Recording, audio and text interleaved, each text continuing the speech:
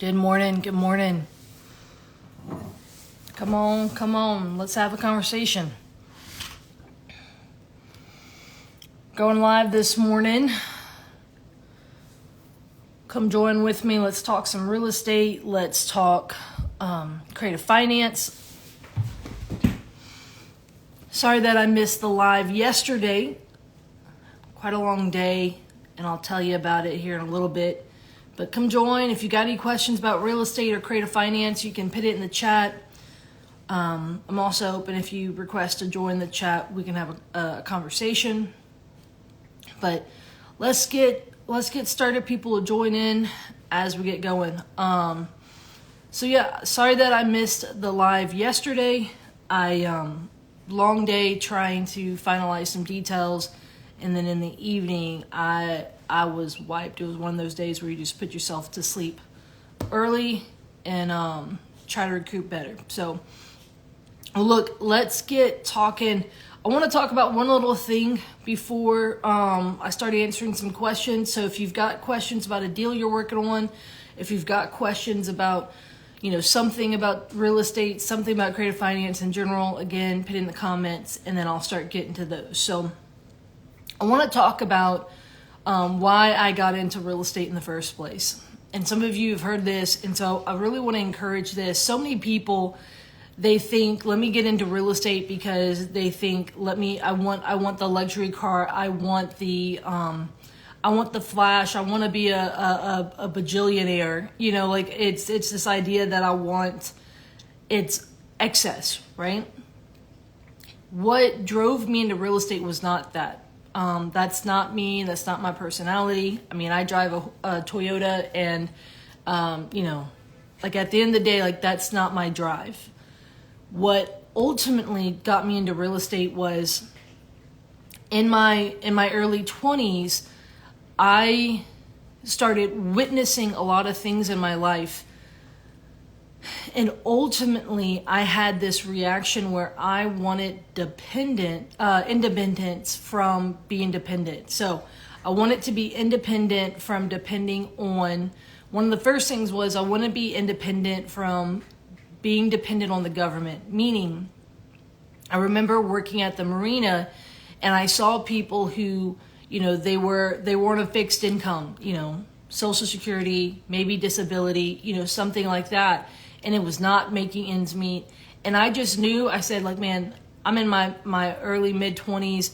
I was like, that's not going to be there. That system's broken. It's not going to be there by the time I need to depend on it, right? So I did not want to build a life that was dependent on the government, right? So those are some of the worst words, I'm with the government and I'm here to help, right? And so I didn't want to be dependent on that, because we've all seen situations where that is not enough, okay? I know plenty of people who work for the government, and when the government has a shutdown, their livelihood is put at risk, right? So I wanted to be independent from depending on the government. The other thing that got me into real estate was I wanted to be independent, right? I wanted to stand on my own 2 feet and not depend on an employer. So things like going and working for the man and getting a pension, one, that's not as common these days. But then two, when it happens, you often fear that the pension may not, be funded for as long as you need it. Like, what if they make a bad financial decision? What if that business goes under? Something like that. What up, Chris? Good morning. We're about to start doing some Q&A here on creative financing and in real estate in general. Chris, if you want to come on up, I'm happy to chat with you here in a second, man. Love to talk about some of the deals you're working on. But guys, ultimately, one of the things that got me really into real estate was I wanted to be dependent. I didn't want to be dependent, right? It was just, I want to be independent from depending on whether it was family, like an inheritance. Some people say oh, I'm working hard because I'm going to inherit, X, Y, Z. Well, what if that doesn't go according to plan? What if that's not enough? Again, I see so many people who are, they're dependent on a spouse. I'm in a group that's a whole bunch of moms, right? And those moms are, I can't tell you how many times there's a post of like, hey, I need, maybe they're wanting to leave their husband, maybe, there was like one where it's like, it's an abusive situation. I want to leave, but I'm dependent on them for my finances, right? You've got, whether it's dependence on the government, dependence on your employer, dependence on your spouse, your family to help provide for things, like whatever that is, know that is ultimately a crutch, because no one looks out for you like you, right? And ultimately, by putting the control in the government's hand or in, your employer's hand or whoever that you're trying, you're dependent on, it makes you vulnerable, right? So long story short, that is one of the biggest drivers that drove me to real estate, which was I wanted financial independence from depending on those factors. I wanted to say, hey, regardless of what happens with the government, regardless what happens with an employer, regardless what happens with, family, spouse, whatever, I can stand on my own 2 feet financially, and I can provide for myself today. I can provide for myself down the line. And so a lot of people get into real estate for a lot of different reasons, but that's one. And so when it comes to talking about real estate, when it comes to talking about creative deals, things like that, I am thinking a small percentage, I would say probably 25% or less of what I do today, really less, is today type deals, today type money. The majority of my deals are planting seeds. It's buy and hold stuff that is going to go into, my tomorrow money. Meaning I am either buying rentals or I am doing deals that eventually when I sell that deal, it'll pay down or pay off a loan on another deal or something like that. So maybe I'm restructuring financing, maybe things like that. So I wanted to kind of talk about that because a lot of people get into real estate for many different reasons. Again, if you're looking for the person who's going to be in front of a flashy car or, a flashy house or anything like that, like that's not me. I do have the things in life that I choose to splurge on. And that's generally going to be things like food, travel, memories, various things like that. So keep that in mind, that, there's different people who, real estate serves them different ways. And look, if you're looking for that type of stuff, right? Like the flashy stuff, you're probably not going to stick around with me long enough, right? Like you're probably gonna be like, yeah, that's not my vibe, right? And I get it. So understand that's also a part of what, some people, that's what they're like. I know my biggest mentors are not the folks who are flashy. I don't respond well to that personally. So keep that in mind. So let's talk through it. You guys, if you've got a question, if you've got a deal you want to talk through, I just want to kind of open up with that and say, that is something that I think is really important. I pulled this book out this morning. This is from Robert Kiyosaki. Most of you have read or heard of Rich Dad, Poor Dad. I actually prefer this book more than Rich Dad, Poor Dad. It's Cash Flow Quadrant, which talks about, so this is employed, self-employed, business owner, investor. It's the idea that when you're an employee, you are minding the business of your boss, right? And then when you move out of that category into self-employed, you're working for yourself, business owner, right? You have people working for you, an investor, right? You have investments. It's when you get out of this employee, or when you're not just in this column alone, you start minding your own business. And so I think that was one of the big mental shifts that I had was like, for so long, so much of my energy was minding the business of others, right? I was helping them become more, independent versus myself. And so, yeah, there you go. So you said you have that book. Have you read it? It's like I said, most people know Rich Dad, Poor Dad, but this is a good one. If you look right here, all those purple books are Rich Dad books. And so got a lot of those various Rich Dad books in there. This is obviously just one of them. I don't know if it's my favorite Rich Dad book. And look, I don't love Robert for everything, but at the end of the day, I do think that these books bring, a good bit of value. But there you go, Tamala. She said that she's read that book. But so he said, read it now. The mindset between one dad, the mindset changes, right? I mean, so that's the huge part there, right? And the two different dads. So like one dad's mindset versus the other. That stuff's huge, y'all. Ultimately, the reason, I started investing in real estate was it came from a place of I wanted financial independence, right? And when you think about financial independence, what does that give you, independence from? And so again, I'm pointing, as I talked about earlier, it's dependence. What are you dependent on for, your finances? So that stuff right there is huge. Still with us.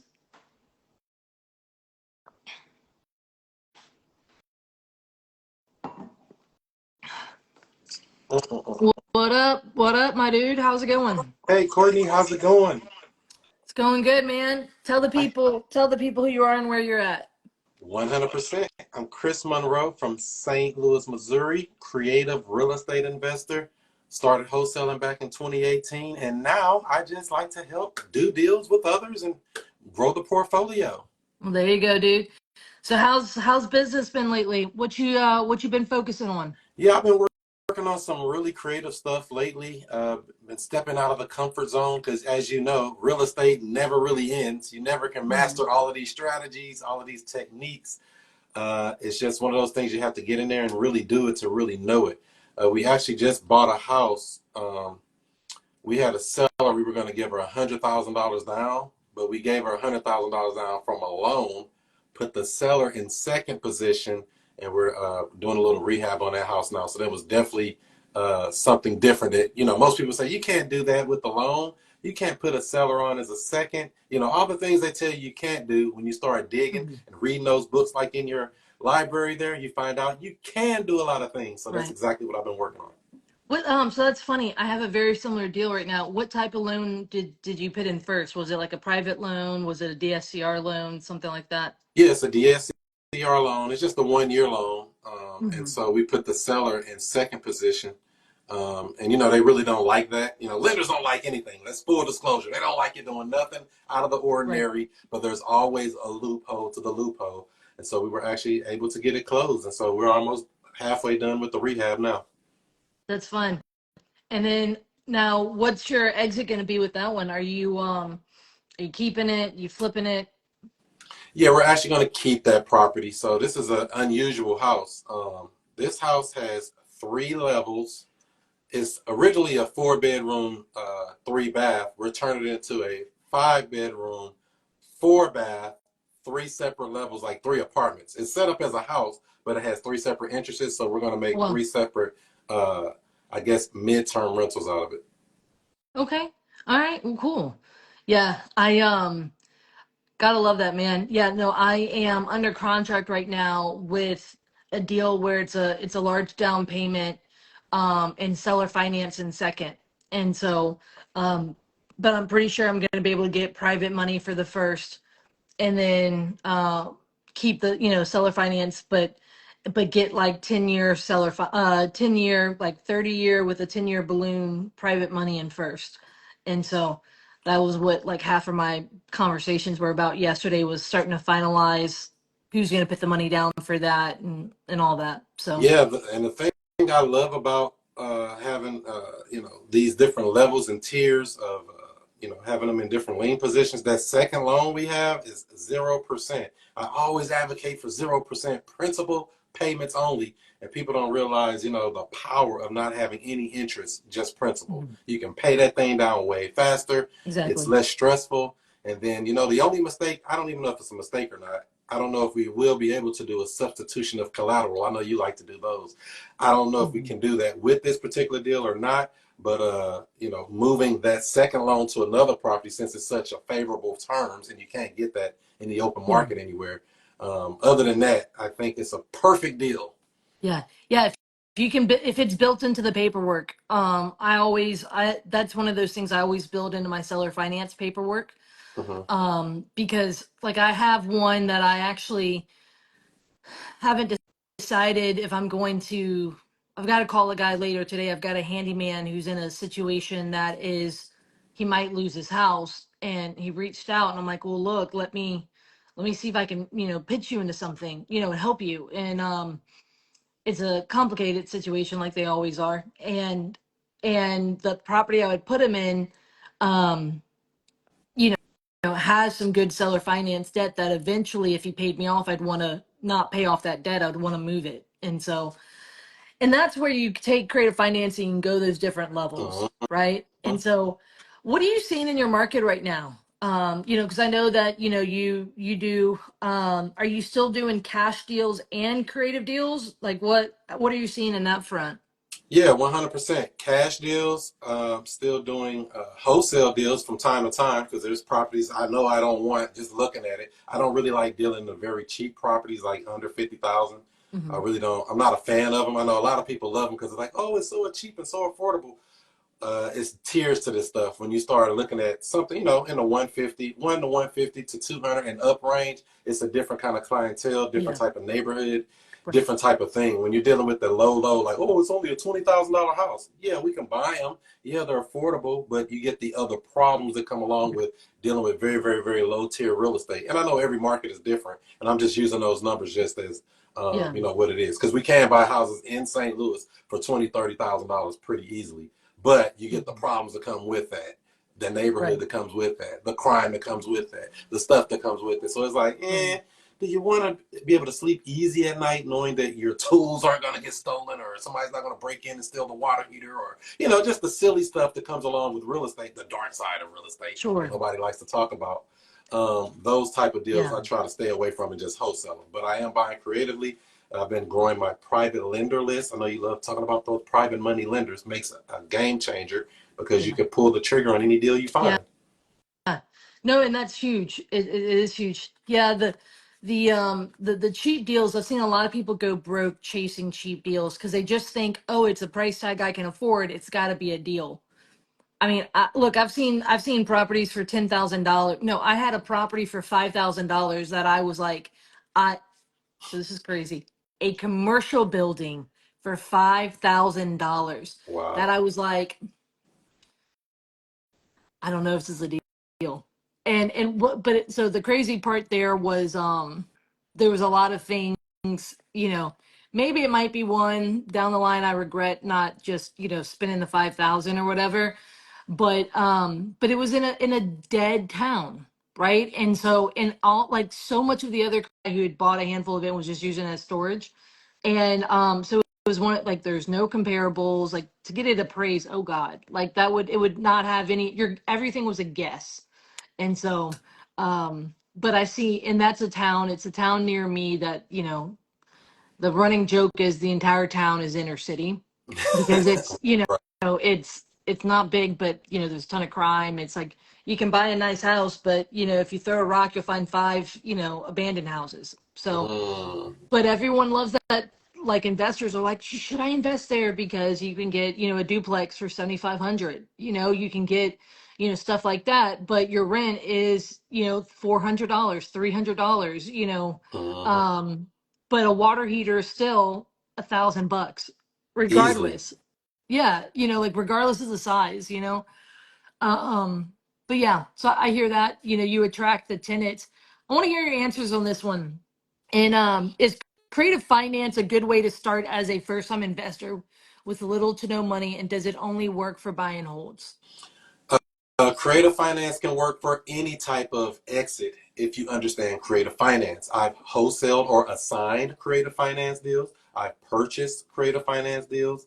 I flipped creative finance deals. So it depends on what you're planning on doing with that deal. But as far as a newbie, I would suggest learning some of the basics and fundamentals of it. It didn't take me long. So I started real estate in August, or closed my first deal in August of 2018, and I bought my first creative deal in December of 2018, and I still own that house today. It was a learning curve, but it is very valuable to take the time. And this is something I say, I don't know if anybody else stole it yet. drop out of school and go learn real estate. That's how serious this stuff is. Just drop out and really learn and get focused. Read you some books like this, those books like that, and your background there, Courtney, and really take this serious because it can really change your life on how you look at the world. Really, you realize a lot of this stuff is made up. You know, a lot of the things that you feel like, oh, you can't do this, oh, I got to get my credit up, and it's all great to do that stuff. But you'll find out the game is played a different way when you understand how the game is really played. So I say take the time, learn creative finance, understand how money works, understand how real estate is transferred, find out how do I get into this game, and go take off. And you don't have to beg anybody for anything. Beg anybody for a job, begging for a raise. Let's raise minimum wage. They're not giving me enough. We want to get our fair share. You ain't getting nothing. You go get what you get. You eat what you kill. So I say go learn real estate, understand how to play the game, and do it, regardless if you're new or not. I love that, man. One of my mentors had a saying, and I really love it. It's like your life is your fault. And it's just like one of those things where again you get what you look, I get it, life can serve you a lot of things, but plenty of people have come past that. And so now ultimately, can you do deals with no money out of pocket? Have you ever done a deal with no money out of pocket, none of your money? Well, I gotta tell you a secret, Courtney. Not only have I done deals without any money out of my pocket with creative real estate, I've been paid to take the house. That's right. Forget buying houses. Be paid to take the house. Now, that's how you understand the seller side versus the buyer side. So, for instance, I had a deal here recently. A lady was basically, she purchased a house in January. Her husband died. She never moved into the property. She said, I can't afford that house. I'm not moving in it. Forget that. So, nothing wrong with the house. Beautiful house. House not getting any payments month after month, and she's going to lose it. So it gets brought to my attention. I talk to her. She ends up selling me the property. Lo and behold, and it's got levels of creative to this, not to make it long, but found out I can't rent the property. The property has rental restrictions, which is another janky thing in the world of real estate. Rental restrictions, cannot rent it. So what I did is executory contract. I found a person that wants to do what we call a contract for deed, where they actually gave me a down payment. They gave me money to move into the house. I took that money and I actually bought the house with the end buyer's money. Now, there were some arrears on this property, but what did I do with those arrears? I didn't even pay them. I did a loan modification and got those arrears put on the back of the loan.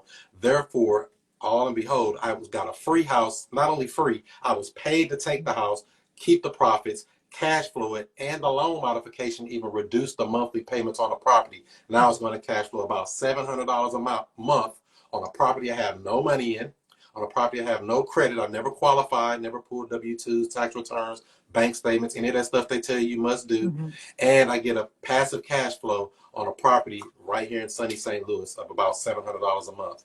That, my friends, is the type of things that I love to do, and I've done similar deals multiple times. There's and I think a lot of people don't. Number one, a lot of things you shared, number one, they take skill.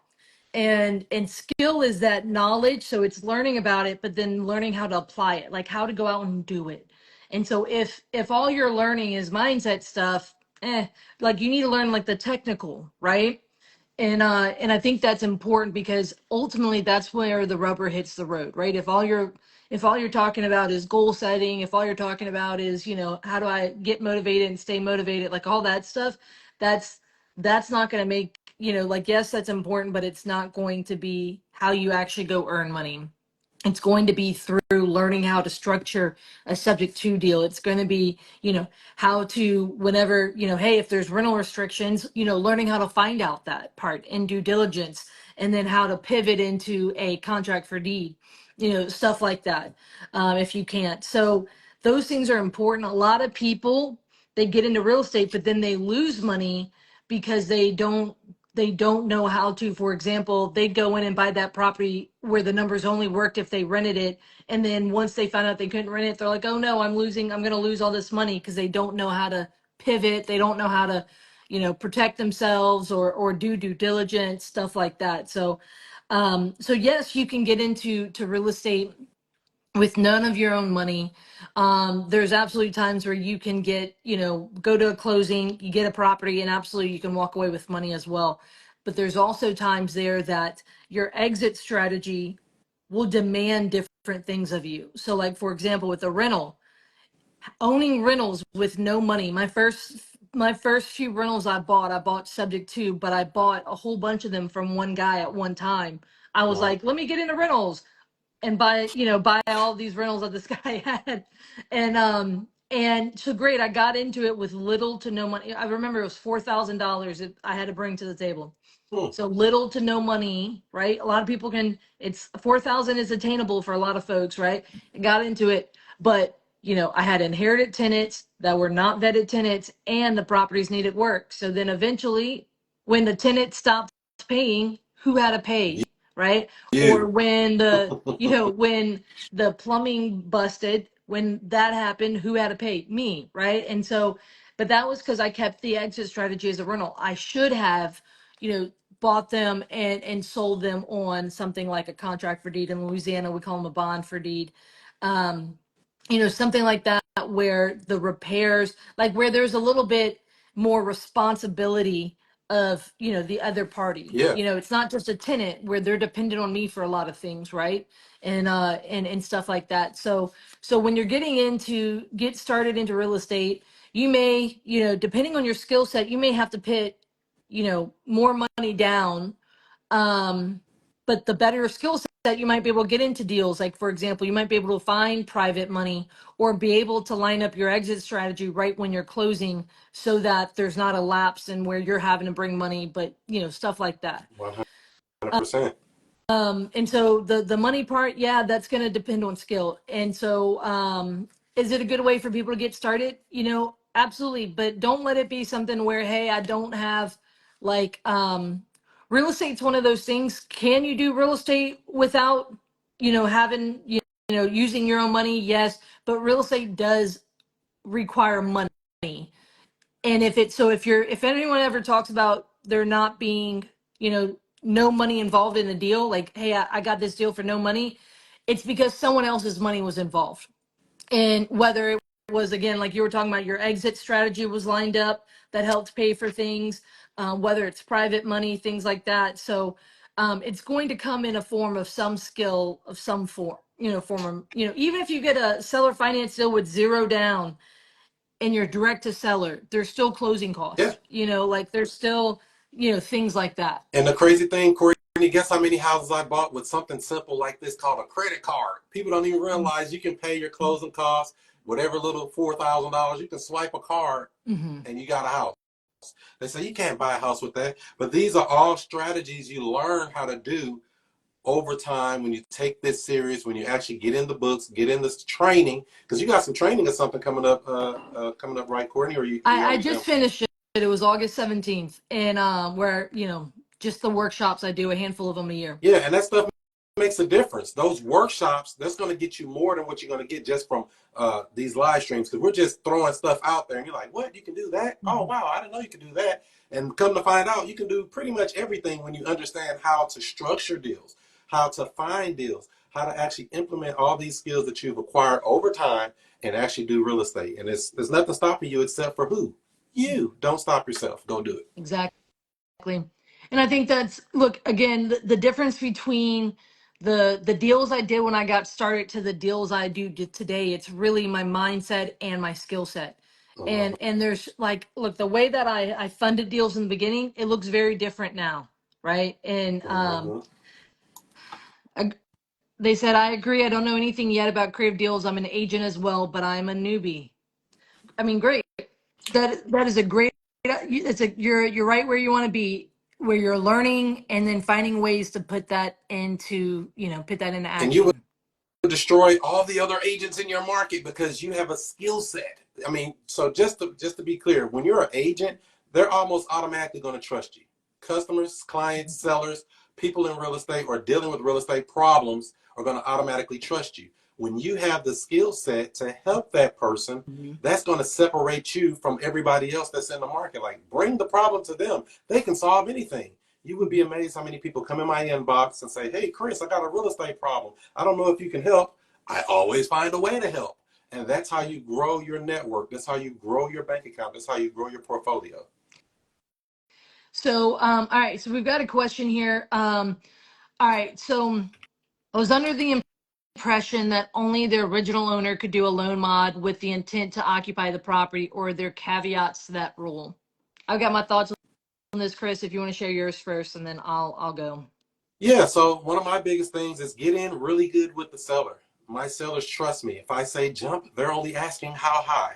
That's right up front on any deal. Because I mean, I'm going to have them sign papers. We might run into obstacles. There may be issues, whatever. We need the seller on board mentally and doing what we ask them to do. It's really that simple when it comes to that end of it. As far as the interworkings of all of what deal is going to be able to go through and which loophole you have to loop through, you're going to have to cross those bridges for sure. Mm-hmm. So that's why, yes, we want the seller on board to solve whatever issue. So say if they say we can't do a loan modification for whatever reason, we need the seller to be able to sign off on that paperwork. Like I said, for the one I just did, where they took those arrears and put them on the back of the loan on a silent second, my seller had to be on board. We already closed the deal. Mm-hmm. The deal's already closed and done, and she's on her own life.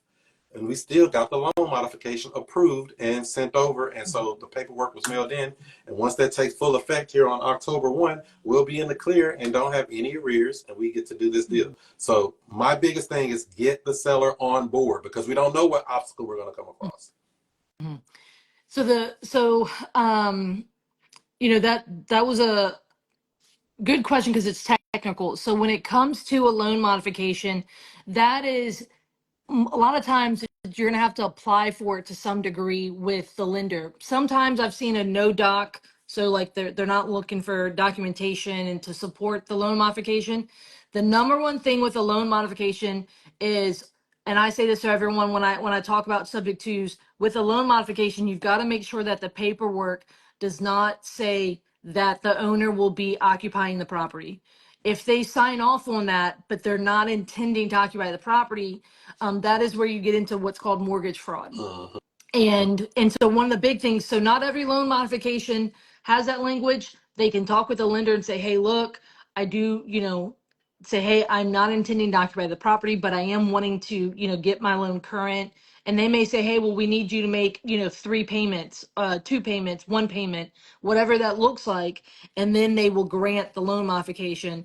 But one of the big things there is in the paperwork, you want to make sure that there's no, for example, restrictions or guarantees or covenants saying that, hey, I'm going to occupy it. And then, again, if there's no intent to do that, you don't want to have the seller do it. Also, I 1000% suggest that the owner, if there's a loan modification that's done, that the owner sign it, not an investor with a limited power of attorney. Yeah, don't do that. First of all, they should not be able to do that. But I have seen one in my career. It was an investor who said, hey, can you, I bought this subject to a while back. Can you come buy it? I can't afford the payments. I'm off doing other things now. And when I ran the numbers and ran the title, I saw that they somehow did a loan modification with the limited power of attorney, which is a very, very sticky situation that I'm very surprised, like I said, happened. Literally my offer included paying that off because I did not want to buy into a deal that would have that on title and that cause issues.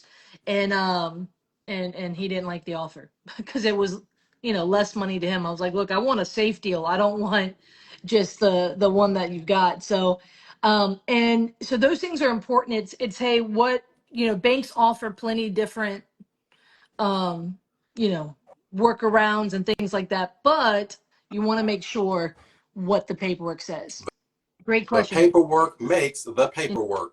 So Indeed, yeah, I agree with that. So like that paperwork they sent for that loan modification with the one I just talked about, her husband is deceased. He's not here. On the paperwork they sent, it had her name and the decedent's name. Nobody can sign for that. So we sent the not birth certificate, death certificate. Sent the birth certificate. Yep. That ain't gonna do you no good. The birth certificate, the death certificate was sent back, and I told the lender that too. I said, yeah, what do we do in regards to this? So I like to have open lines of communication. What do we do in this situation? Ask questions. There's no such thing as a stupid question. I like to ask questions. They say leave it blank. Don't sign anything in that box. Send back the death certificate or a copy of it. And that's what we did in the packet. We overnighted it back to them down to Dallas, Texas. And yeah, Yeah. that's the name of the game. Yeah, man. And look, and so that stuff's huge. Like, yeah, exactly. If I were to look to do a loan modification with the seller, like if that, so I had a seller come to me who was active military. He had Ooh, already, I mean, he was living in my area. He had the PCS to where he had moved to another area. He had already PCS from that area. So a change of station to another area. So I mean, he's 2 locations away. And he was still active military. So if he did a short sell, filed bankruptcy, went and into foreclosure, he would lose his job. And his wife literally was pregnant with the second kid, and he was the sole provider for the family. So, like, talk about back against the wall. And literally, the numbers were so tight on this deal. And I said, look, here's how I can make it work. We have got to get a loan modification for your arrears where the language says that you do not have to live in the house, right? Like where we have to get them to remove that clause and acknowledge that you're not going to live in it. And then the other part of that was it needed the last tenant had beat up. He had not turned on the power, so like the flooring was buckled because of it, you know. And I said, well, look, if you, for example, if there's some things you can come and do to help, like for example, instead of the repairs being 30 grand, because you know we need all this. Hey, if you can cut it down to where the repairs are 8,000, you know, and hard, because he was like, I'll come fly in for a weekend. We will paint the house. We will pull the flooring. You know, we will. He's like, I'll come fix the fences. Like basically, I was like, that's how I can do this deal. Like, don't tell me what you can't do. Tell me what you can. And so I said, look, I could do this deal if we get this, and then if we do that. And so there's a level there. Um, I mean, look, getting a seller to come renovate a house for you, you know, or come do the labor part.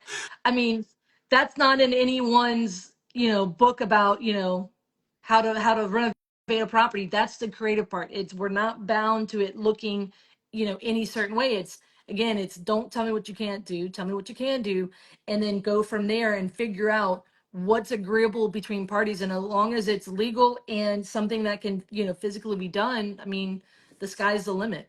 100%. That's the true definition of creative real estate. Solving the problems as they come, not cowering and saying, oh, I don't know what to do. I give up. You understand and you learn more when you overcome those obstacles. That gets your skill level up just from doing it. You know, we could talk about this stuff and tell you these stories, but until you actually do it, then it becomes real in your mind. Just like my very first wholesale deal. You can't do a wholesale deal where you find a seller and find a buyer and just do a couple documents and get a check. That doesn't work. Sure it does. Proof of concept. It shows you and shows you that you can actually do that thing you want to do. Look, absolutely, man. And I think, and look, that was actually when I was just getting started. I always like, you know, I did my first wholesale, I did my first flip, I did my first wholesale, I did my first rental. I said, well, let me go do it and get proof of concept like that this works.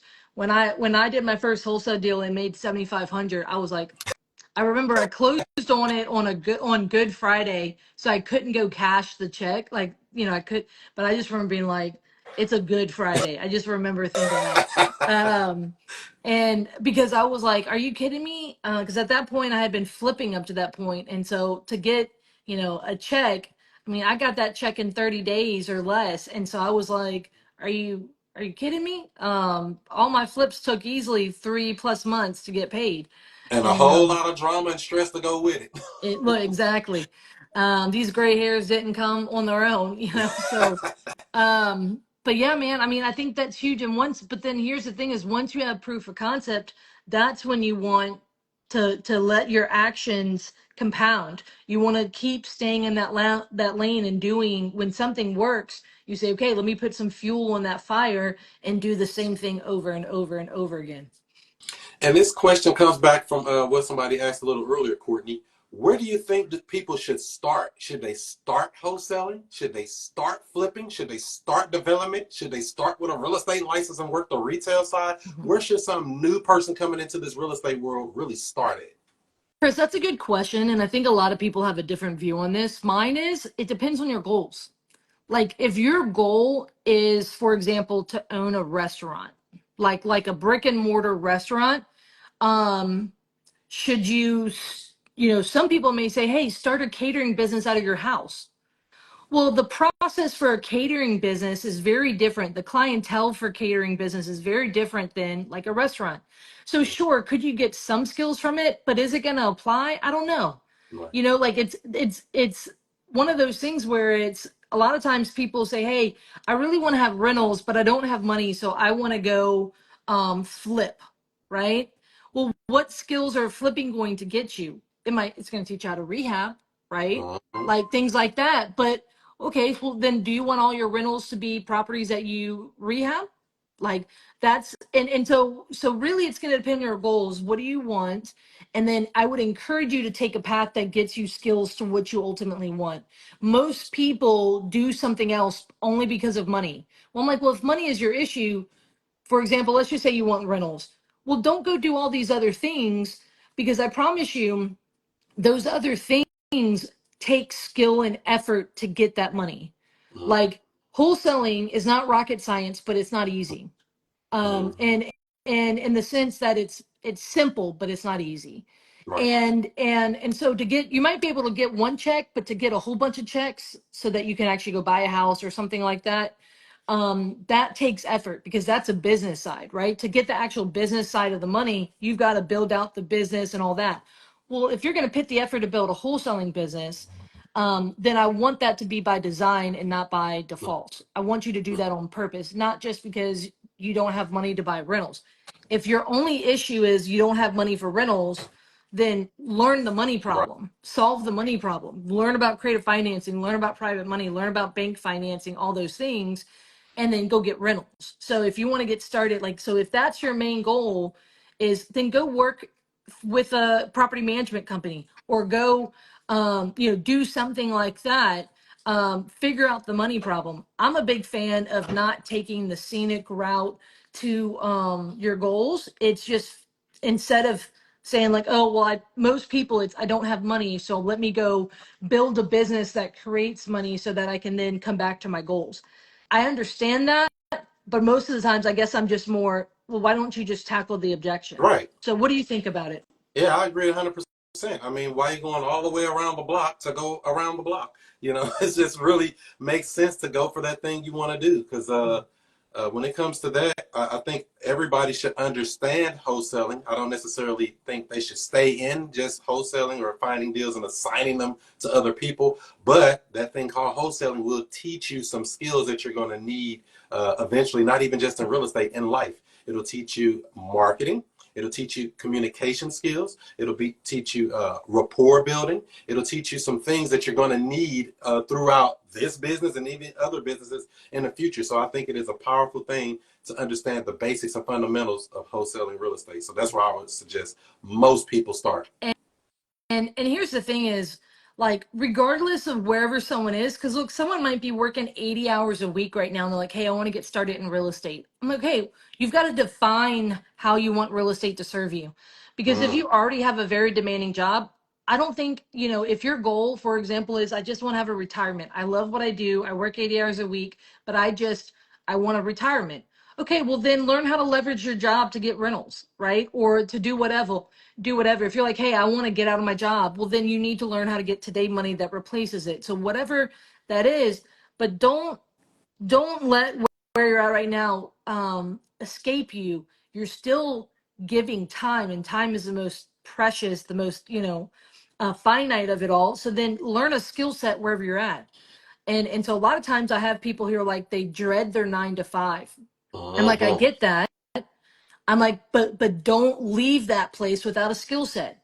Or maybe you met someone, who's, a great relationship, or you leveraged it for bank financing, or whatever that is.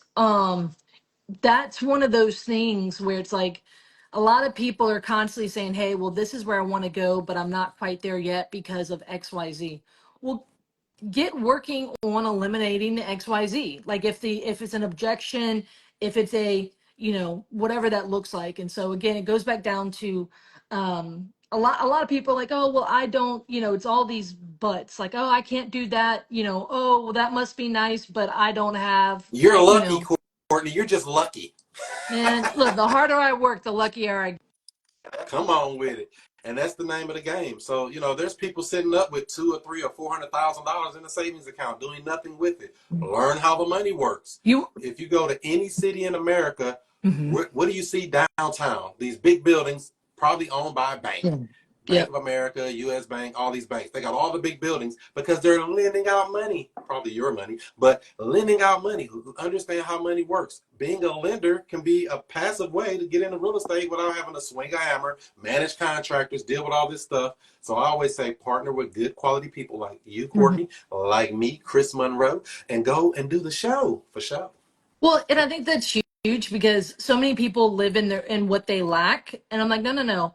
If you just learn, if you learn who you need to know, what you need to go learn, like focus on that. Again, the difference between where I am today and where I was when I got started 10 years ago is my mindset has improved, my skill sets have improved, and also my relationships have improved. And so I love it. Chris, thanks for joining me this morning, man. I appreciate you coming in and talking shop with me. Before we start to close on down, any kind of final thoughts on folks who are thinking about creative financing or for example in this market right now, anything you want to kind of share? Yeah, I would say get in the game. That's really the biggest thing. Get in this game and actually start, processing, learning, and taking action on what you learn. Mm-hmm. People are so worried about step 47 and haven't taken step one. Mm-hmm.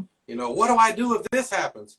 What do you do if that happens? That's way down the line and it probably won't happen. You'll find out that a lot of people are worried about things that are never going to occur anyway. So I say get in the game, take step one, step two, step three, see it through to the end and learn what you've learned and take action and do it again.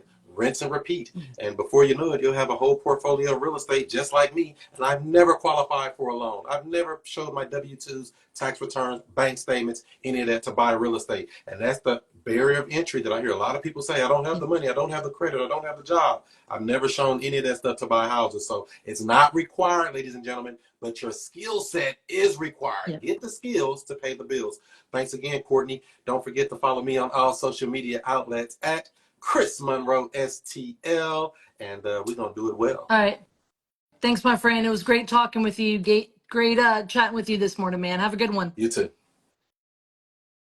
Well, guys, look, as I start to end this up here, I love that. Look, guys, you want to, I think that's something huge. Look, so look, obviously a lot of people, they always say, Courtney, I love that you love to read, all that. I remember when I met one of the most prolific deal makers in my career. The first time I met him, I was lucky to have breakfast with him. He's my biggest mentor now, Pete Fortunato. And I remember I said, Pete, I'm thinking, I'm going to meet the wealthiest person I know, the most prolific deal maker, the most experienced guy, been investing for 60 plus years. I mean, you think he's seen a thing or two? I mean, the guy's in his mid 70s and he's still doing active deals. And I remember I'm like sitting here, I'm like, okay, what do you ask? Like, if you got in a room with like basically the Warren Buffett of real estate, like, what do you ask them? So I'm having breakfast with him and I'm like listening, I'm shutting up, listening. And I go, what did I do? I said, what books do you read? And, thinking, does he have a great book he can suggest or anything like that? And he literally shrugs and he goes, seminar books. And what I was actually going to a conference to hear him speak. Someone who had invited me to that conference, I didn't know I was having breakfast with one of the speakers, and it didn't take me long to learn. And then when I went into the class, I realized what he said, because the manual was a 300-page manual in a 3-ring binder. And when I went to Pete's house, I knew what he said. I understood, what he said, because, and I'll take you guys in here. You're gonna get to see a little bit of my house in the back, but Pete was saying that he read seminar books. take into my office here, which are these. These are from, I'm running out of room, but these are from seminars I've attended over the years. And, each one of these, or, some of these are ones that I've taught. All these green ones here are the ones that I've taught. And so what does that look like? I will go to these seminars that are very technical, that are very based around creative financing. And so, for example, I'll take a book like this and I'm going to have a ton I'm going to, and I'll show you this here, where, so if you see here, I'll earmark it: action items, paperwork, deal structure. This will be concepts and stories. And I'm sitting here and this is the paperwork I'm going through, right? So with that being said, I want to encourage you guys, if you learn something, I want to encourage you. I want to encourage you to go back and read it. Go back and read it. So if you learn something, I want to encourage you. First of all, attend quality events, learn from quality instructors who are going to teach you technical.